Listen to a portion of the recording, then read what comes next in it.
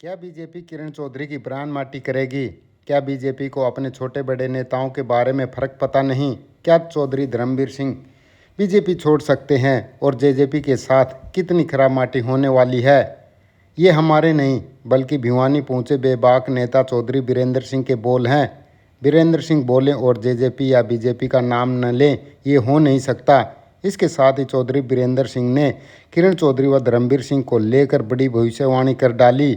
यही नहीं, बेबाक बीरेंद्र सिंह ने दीपेंद्र हुड्डा को भी उनकी हैसियत याद दिला डाली। उन्होंने कहा कि दीपेंद्र नहीं, उनके बाप की कोई बात करे तो मैं कोई जवाब दूं।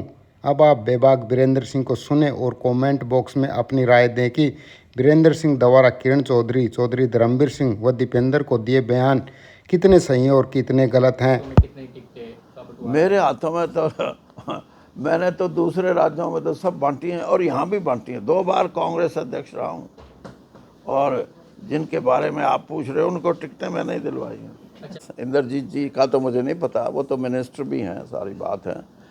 लेकिन और भी कुछ ऐसे हैं जिनकी इच्छा है कि कांग्रेस, और कुछ तो ऐसे ही हैं जो अभी भी चुनाव लड़े हैं बीजेपी से। वो भाई मेरे दीपेंद्र हुड्डा की मेरे से बात करो ना, मैं दीपेंद्र हुड्डा मेरा भतीजा है, कुछ तो मेरा भी स्टेटस देख लो आप, उसके बाप की बात कर लो तो मैं मान लूँ। कांग्रेस मजबूत होगी ऐसी यात्रा से? नहीं, मैं नहीं जवाब देता, आप सवाल को सुधारो फिर जवाब। किरण चौधरी जाने से कितना नुकसान होगा कांग्रेस को? हाँ, किरण चौधरी के जाने से इतने लंबे समय तक रही है किरण चौधरी कांग्रेस के साथ में, उसके जाने से कितना नुकसान होगा? फिर आप ये भी पूछो कि वीरेंद्र सिंह आपका बीजेपी छोड़ने से बीजेपी को कितना नुकसान होगा। ये भी पूछते नहीं, मैं आपको सिर्फ इतना कहना चाहता हूँ कि राजनीतिक दृष्टिकोण हर आदमी का अलग अलग होता है।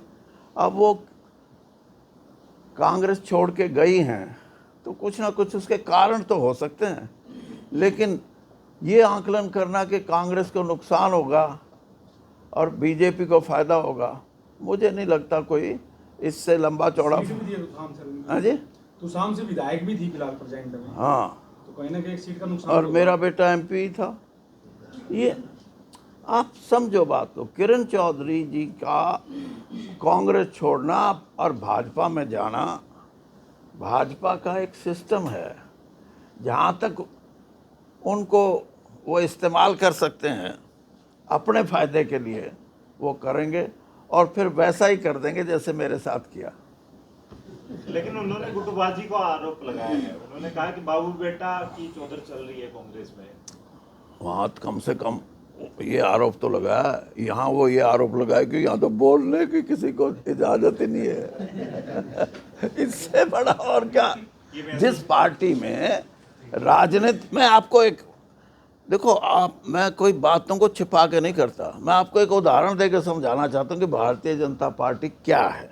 मेरे को कैबिनेट में मिनिस्टर बना दिया मोदी जी ने और बहुत बढ़िया महकमे दिए, मिनिस्ट्री दी, तो मंत्री बने मुझे 10-15 दिन हुए तो मेरे पास एक फ़ोन आया कि आप गुड़गांव में पार्टी की मीटिंग है, उसमें आइए। मैं चला गया तो बीरेंद्र सिंह और कैबिनेट मिनिस्टर तो वो स्टेज की तरफ जाने की कोशिश करेगा, तो मैं जब स्टेज की तरफ चढ़ने लगा उसकी पौड़ियों पे, तो मैंने देखा इंद्रजीत सिंह जी सामने बैठे हैं। उन्होंने मेरे तरफ हाथ किया कि वहाँ नहीं, यहाँ आ जा। यानी इंद्रजीत सिंह जी जो 6 बार के एमपी हैं, उनको आप वहाँ बैठा रहे हो और मैं फुल फ्लैश्ड कैबिनेट मिनिस्टर, मैं तो चढ़ जाता, लेकिन वो फिर मेरे को इशारा किया तो मैं भी उनके पास आके बैठ गया। मैंने कहा भाई इंद्रजीत क्या मामला है, अपन तो यहीं बैठे हैं। मैंने कहा ये सामने जो स्टेज पे ये कौन है? कहता मेरे को तो पता नहीं। तो मैंने भी निगाह मारी, मेरे को भी नहीं पता। तो this type of politics where you don't recognize the leadership of a man, that party would always be in loss. आप देखना कभी। मैं तो चाहता था कि बीजेपी मेरे को निकाल दे इसी बात पे, वो भी नहीं किया, मैंने खुद निकलना पड़ा। नू के अंदर फिर यात्रा निकलवाने की, यात्रा निकलने की बात नहीं है, क्योंकि अगर आप प्रारंभिक रूप से देखो तो ये नया अध्याय है पिछले 4-5 साल से, और वो भी उस इलाके में जहाँ धर्म के नाम से लोगों को, धर्म के नाम से नहीं होता कि धर्मांधता के नाम से लोगों में एक किस्म से ईर्ष्या और ऐसी परिस्थिति पैदा करना जिससे कि राजनीतिक लाभ उठाने के लिए तो बीजेपी उसकी कोशिश कर रही है, लेकिन ये बहुत ही गैर राजनीतिक और छोटी सोच, और मैं तो ये कहता हूँ कि जिस धर्म की बिना पे राजनीति करना चाहते हैं उस धर्म को भी वो नुकसान पहुंचा रहे हैं इस किस्म की बातें करके।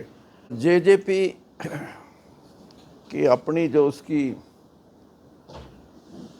उसने काम किया मतदाताओं के खिलाफ, हरियाणा के जो मतदाता उनको वोट दे रहे थे और शायद पिछले चुनाव में 18% के करीब वोट उनको मिला था।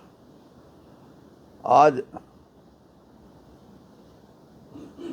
यानी 1% वोट भी वो नहीं ले सके, और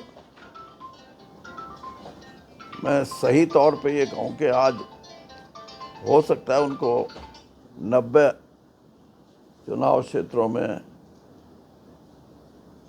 प्रत्याशी ढूंढने पड़े, और जो एक पार्टी का